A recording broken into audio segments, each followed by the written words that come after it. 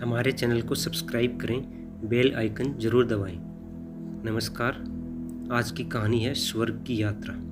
आइए कहानी की शुरुआत करते हैं। एक बार बादशाह अकबर के बाल नाई काट रहा था।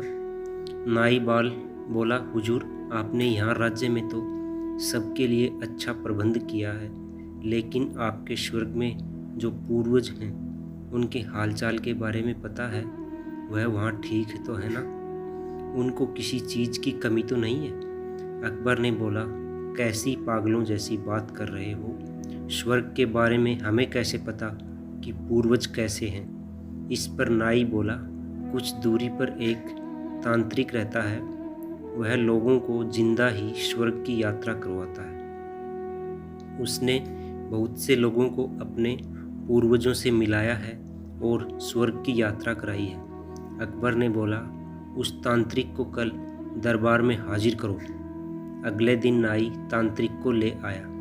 अकबर के पूछने पर तांत्रिक बोला, हुजूर, मैंने बहुत लोगों को स्वर्ग की यात्रा कराई है, जिससे लोग अपने पूर्वज से मिल सकते हैं और उनका हालचाल जान सकते हैं कि वह किस हालात में हैं।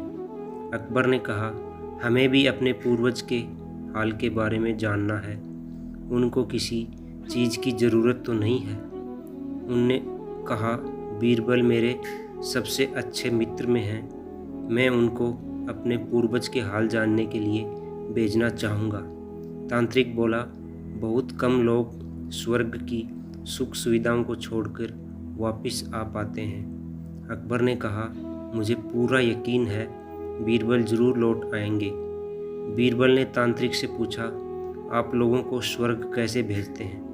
तांत्रिक बोला, हम यमुना के किनारे लकड़ियों के बीच में व्यक्ति को खड़ा करके लकड़ियों में आग लगाते हैं और मैं मंत्रों के द्वारा उनको स्वर्ग भेज देता हूँ। बीरबल ने पूछा, कितना समय में व्यक्ति लौट कर आते हैं? तांत्रिक ने कहा, 2 महीने में कुछ व्यक्ति लौट आते हैं, बाकी वहीं रह जाते हैं। बीरबल ने अकबर से कहा, महाराज, क्योंकि मुझे 2 महीने के लिए स्वर्ग की यात्रा पर जाना है, तो मुझे अपने जो भी काम हैं वो निपटाने हैं, इसलिए मुझे 5 दिन की मोहलत चाहिए।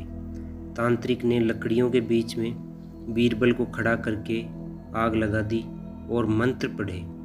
इसके बाद तांत्रिक बोला, बीरबल स्वर्ग की यात्रा के लिए चले गए और सब घर लौट आए।